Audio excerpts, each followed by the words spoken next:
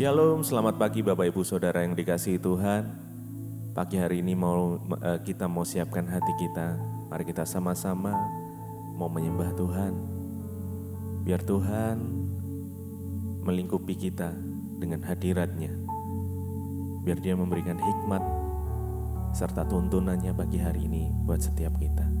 Mari kita sama-sama berdoa. Tuhan Yesus, kami bersyukur buat kebaikan-Mu, buat anugerah-Mu. Jikalau pagi hari ini kami masih boleh diberikan kesempatan untuk kami datang Tuhan. Berkiranya Tuhan memberikan kekuatan yang baru untuk setiap kami.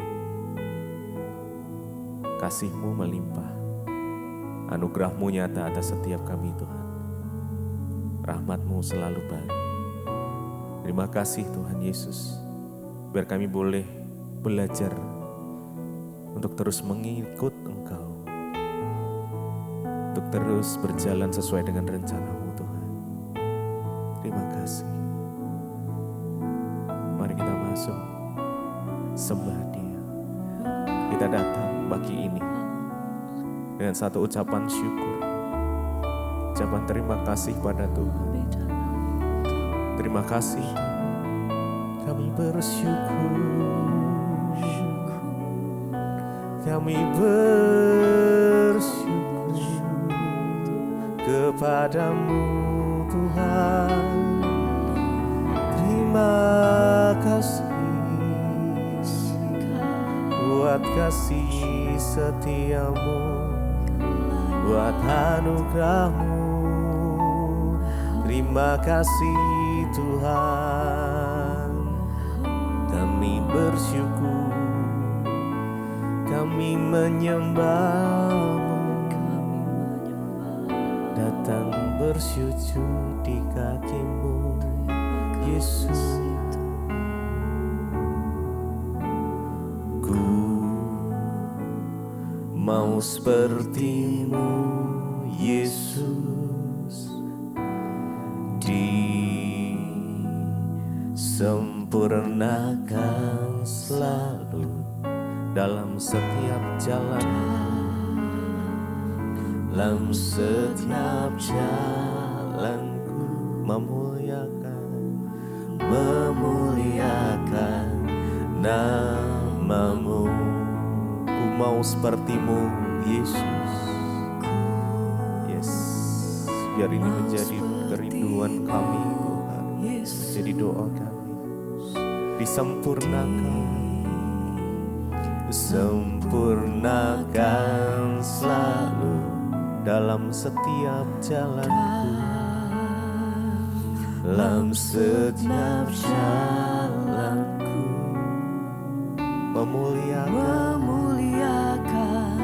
nama-Mu. Ku mau seperti-Mu, Yesus.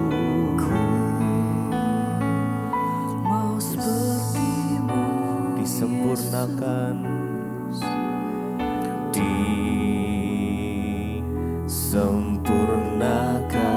selalu di dalam Yesus, dalam segenap jalanku, memuliakan.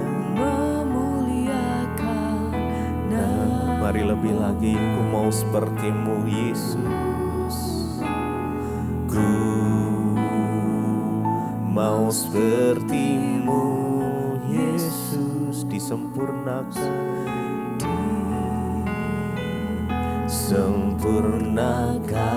selalu dalam segenap jalanku,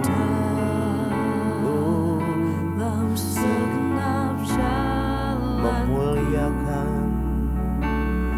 memuliakan nama-Mu.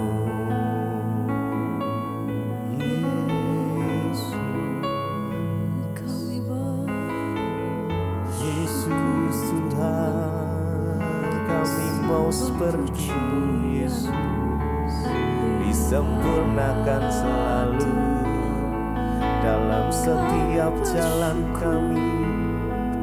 Kau yang tuntun, Kau yang pegang tangan kami, Tuhan. Kau yang pimpin langkah kami, Yesus. Kau berjalan di depan kami, selalu senantiasa berjalan bersamamu, melewati setiap musim hidup kami bersamamu Tuhan. Kami mau seperti-Mu Yesus. Haleluya.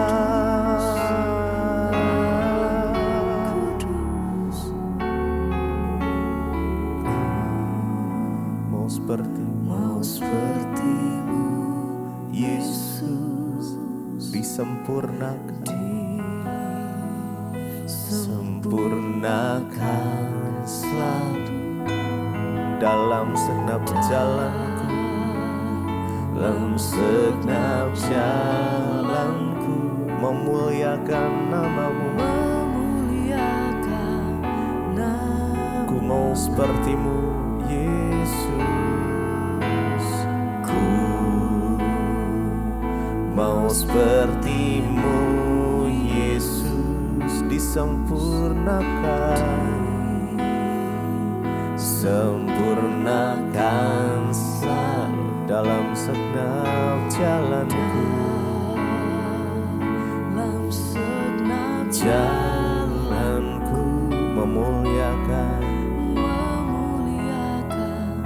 nama-Mu Yesus.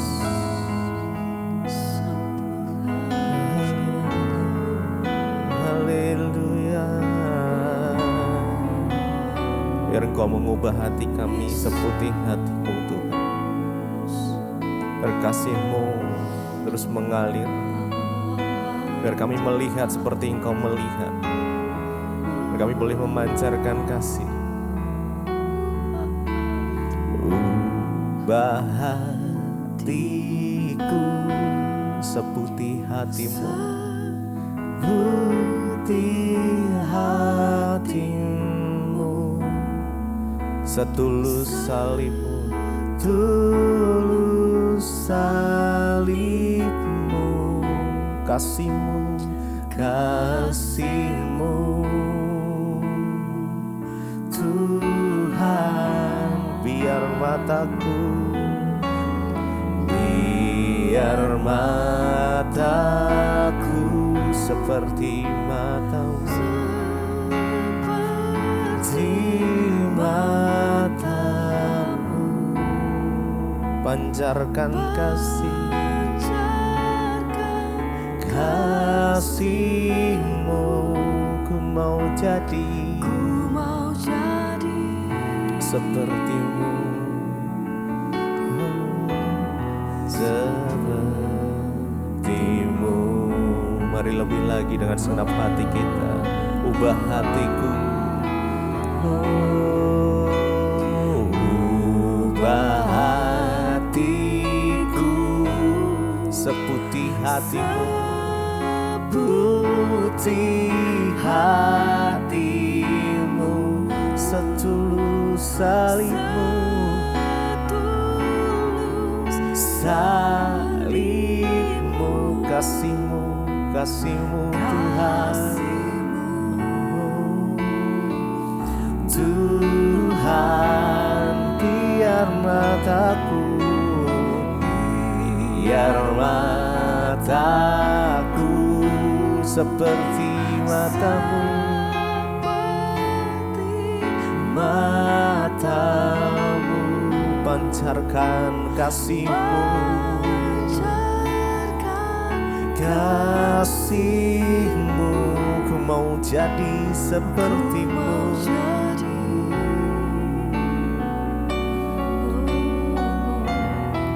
seperti-Mu. Sekali lagi mari sama-sama dengan segenap hati. Ubah hatiku, ubah hatiku seputih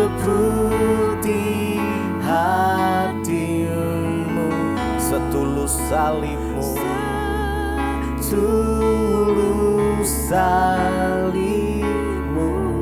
kasih-Mu Tuhan,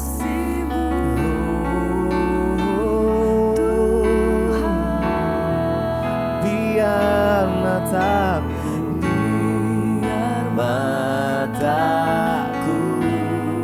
seperti mata-Mu, pancarkan kasih-Mu,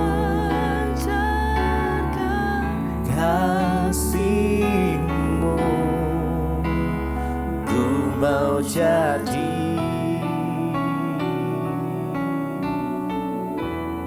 seperti-Mu.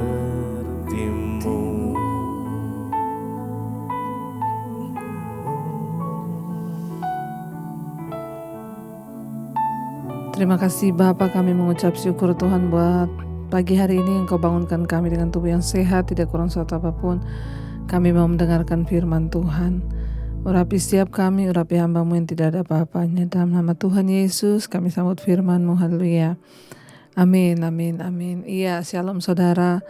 Saya percaya pagi ini kita bangun dengan tubuh yang sehat. Bahkan mungkin kalau ada juga di antara kita yang sedang kurang enak badan, ya kita tetap percaya bahwa Tuhan yang masih memberikan kita nafas hidup, Dia juga Tuhan yang akan terus menyertai hidup kita. Baik saudara, hari ini firman Tuhan terambil dari 1 Korintus pasal yang ke-15. Saya akan bacakan 1 Korintus pasal yang ke-15 mulai ayat yang ke-16. Firman Tuhan berkata, sebab jika benar orang mati tidak dibangkitkan, maka Kristus juga tidak dibangkitkan. 17. Dan jika Kristus tidak dibangkitkan, maka sia-sialah kepercayaan kamu, dan kamu masih hidup dalam dosamu. Ayat 18, demikianlah binasa juga orang-orang yang mati dalam Kristus.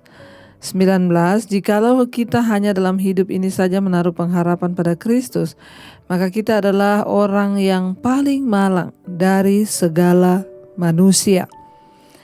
Saudara, 1 Korintus pasal yang ke-15 mulai ayat yang ke-16, di sana kita membaca tentang jaminan mengikut Kristus itu adalah sampai pada kekekalan. Ya, Tuhan yang memanggil kita adalah Tuhan yang setia. Karena itu Yesus mati, dan Dia bukan cuma mati, Dia bangkit bagi kita. Dan hal itu terjadi di depan semua orang supaya kita semua para pengikut Kristus tahu bahwa kita ini mengikuti Tuhan yang memberikan jaminan kepastian bagi setiap kita, yaitu orang yang mati dalam Kristus itu pasti akan dibangkitkan. Ayat ini berkata, kebangkitan tubuh Kristus itu adalah inti dari iman Kristen. Ya, ini adalah inti dari kepercayaan kita bahwa Kristus mati dan bangkit.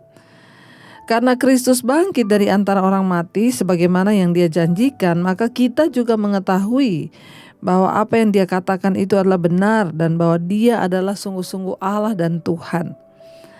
Kebangkitan mempertegas kebenaran dari kehidupan dan perkataan Yesus. Kebangkitan memperkuat otoritas untuk Yesus. Untuk Dia berkata, akulah kebangkitan dan hidup. Kenapa Yesus berkata, akulah Tuhan, kebangkitan dan hidup? Itu adalah menjadi satu bukti bahwa setiap kita mengikuti Yesus itu ada pengharapan sampai pada kehidupan yang kekal. Banyak pertanyaan yang masuk kepada saya, Bu. Setelah kematian itu bagaimana kehidupan setelah kematian? Banyak yang bertanya juga, apakah nanti saya ketemu suami saya itu masih saling kenal atau tidak? Satu hal yang saya tahu pasti bahwa jaminan kekekalan itu Tuhan berikan bagi setiap kita yang percaya kepada Dia. Jadi orang yang ada dalam Kristus, kita akan tetap hidup sampai pada kekekalan sekalipun kita sudah mati. Hari ini saya ingin memberikan kepada kita semua kekuatan, jangan takut. Yesus adalah Tuhan yang bangkit, dan karena itu Dia juga memberikan jaminan kepada kita bahwa kita yang mati di dalam Dia, kita akan dibangkitkan. Karena Kristus telah bangkit, Dia memiliki kepastian bahwa dosa-dosa kita telah diampuni. Karena Kristus telah bangkit, maka Dia juga hidup dan mewakili kita di hadapan Allah. karena dia bangkit dan mengalahkan maut, ya, sehingga kita hari ini boleh percaya dan bergembira bahwa maut tidak lagi berkuasa atas kehidupan saudara dan saya. Ya, dan karena itu saudara, firman ini berkata, saya pengen kita lihat ayat yang ke 19. Jikalau kita hanya dalam hidup ini saja menaruh pengharapan pada Kristus, maka kita adalah orang-orang yang paling malang dari segala manusia. Seringkali kita ini sangat mengharapkan Tuhan menyatakan pembelaan, pertolongan, itu ketika hanya kita hidup di dunia ini saja. Dan kita lupa bahwa ada satu kehidupan kekal yang akan Tuhan berikan bagi kita, dan kita harus terus menaruh harapan kita, dan kita harus terus menaruh pengharapan kita itu sampai pada kekekalan. Ayat 19 berkata, jikalau kita hanya dalam hidup ini saja menaruh pengharapan pada Kristus, maka kita adalah orang-orang yang paling malang dari segala manusia.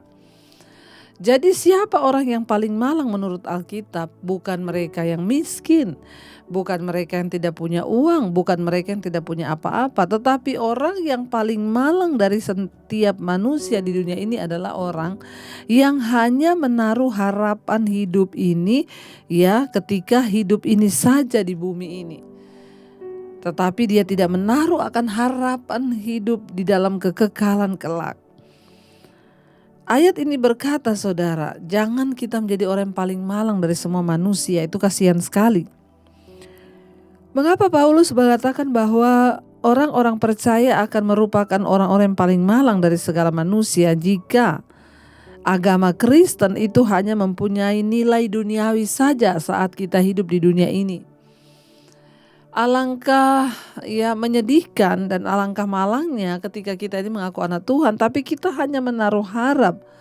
Kita sibuk dengan semua persoalan-persoalan kita di dunia ini, dan kita terus menaruh harap supaya Tuhan menolong kita ketika ada di dunia ini. Dan kita lupa mempercayai bahwa Dia Tuhan yang pegang kendali akan masa depan kita sampai pada kekekalan. Lalu kita lupa untuk menaruh pengharapan hidup kita di dalam Dia sampai pada kekekalan. Jika agama Kristen, jika iman kita hanya mempunyai nilai duniawi saja, maka itu sangat-sangat disayangkan, saudara. Karena Tuhan itu datang menyelamatkan kita bukan hanya untuk di dunia ini, tapi sampai di dunia akan datang. Makanya saudara, pada zaman Paulus, agama Kristen seringkali menyebabkan penganiayaan terhadap seseorang, pengasingan dari keluarga, dan banyak dari kasus-kasus kemiskinan. Dan hanya ada sedikit keuntungan nyata kalau menjadi seorang Kristen dalam masyarakat tersebut. Sudah pasti itu tidak membuat orang naik tingkat sosial atau karirnya. Yang lebih penting adalah fakta bahwa jika Kristus tidak dibangkitkan dari antara orang mati, maka orang Kristen tidak akan diampuni dari dosa-dosa mereka atau memiliki pengharapan akan kehidupan yang kekal. Jika apa yang dipercayai orang-orang Kristen adalah kebohongan, maka kita akan patut dikasihani karena kita akan mengalami penderitaan itu dengan sia-sia. Untungnya tidaklah seperti itu keyakinan kita di dalam Kristus. Kalau kita hanya menaruh harapan pada Yesus tentang perkara-perkara di dunia ini, kekayaan, hal-hal materi saja, maka kita akan menjadi orang yang paling malang. Banyak orang Kristen hanya menaruh imannya untuk masalah-masalah yang ada di dunia ini saja. Kasihan, saudara. Saya sering kali melihat banyak orang Kristen yang hidupnya itu tersiksa, terlunta, malang, kata firman Tuhan. Kenapa? Karena kamu hanya menaruh harapanmu saja pada Tuhan hanya untuk kehidupan yang sekarang ini saja. Engkau menaruh nilai-nilai imanmu pada nilai-nilai duniawi saja, dan engkau tidak melihat bahwa ada sebuah nilai kekekalan yang sampai selama-lamanya itu di dalam Kristus. Karena itu saudara, Rasul Paulus bisa menulis, aku menderita itu baik bagiku. Rasul Paulus berkata, aku bangga dan terlebih suka aku berada di dalam kesukaran. Kenapa Rasul Paulus bisa berkata seperti itu? Karena dia sudah memahami, dia sudah sangat-sangat menyadari bahwa dia menaruh harapan kepada Kristus bukan hanya untuk saat ini hidup di dunia ini saja, tapi sampai pada hidup yang kekal di masa yang akan datang ketika dia mati meninggalkan dunia. Firman ini berkata, jikalau kita hanya dalam hidup ini saja menaruh pengharapan pada Kristus, maka kita adalah orang yang paling malang dari segala manusia. Taruh harapan dan imanmu hari ini kepada Kristus bukan hanya untuk hidup yang sekarang, tetapi juga untuk hidup yang akan datang. Sampai pada kekekalan, bahkan setelah kita mati satu saat nanti. Ketika kita menaruh pengharapan kita bukan hanya untuk di dunia ini, tapi sampai pada dunia yang akan datang, maka kita disebut orang yang bijaksana. Kita tidak perlu takutkan apapun lagi, ya. Kita bukan orang yang paling malang, tetapi orang yang paling bersuka cita. Karena itu Rasul Paulus bisa berkata, bagiku hidup adalah Kristus, mati adalah sebuah keuntungan. Kenapa? Karena dia sudah mengalami janji dari Tuhan. Apa yang Yesus katakan, bahwa jikalau engkau hanya dalam dunia ini saja menaruh harapan kepada Kristus, maka kita adalah orang yang paling malang dari segala manusia. Orang yang paling kasihan, orang yang paling malang, menyerahkan seluruh pengharapannya hanya untuk kebutuhannya sekarang, hanya untuk keinginannya sekarang yang sesaat di dunia ini, dan lupa untuk menaruh harapannya sampai pada kekekalan. Saudara, tidak ada yang perlu kita takutkan di dunia ini. Saat Tuhan bersama dengan kita dapat melakukan segala perkara. Jangan pernah takut, tetapi berserahlah kepada Tuhan.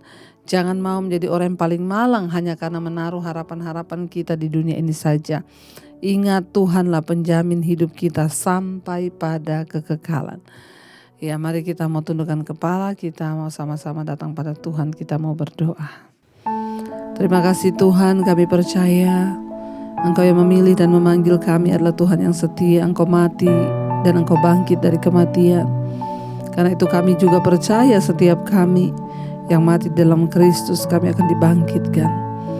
Karena kami menaruh pengharapan kami di dalam Tuhan bukan hanya untuk yang saat ini di dunia ini saja, tapi sampai pada masa yang akan datang. Harapan kami tidak akan pernah sia-sia, harapan kami hanya ada di dalam Kristus Yesus. Terima kasih Tuhan, terima kasih Bapa. Kami naikkan pernyataan iman kami di hadapan Tuhan. Terima kasih Tuhan, terima kasih Bapa. Mari katakan bersama di hadapan Tuhan, harapanku Tuhan, harapanku di dalam-Mu, hanya Kau Yesus kuatku, ku percaya, ku aman dalam harapan kami Tuhan di dalam-Mu, harapanku di dalam-Mu, hanya Kau Yesus kuatku. Kami percaya, kami aman Tuhan, ku aman dalam-Mu.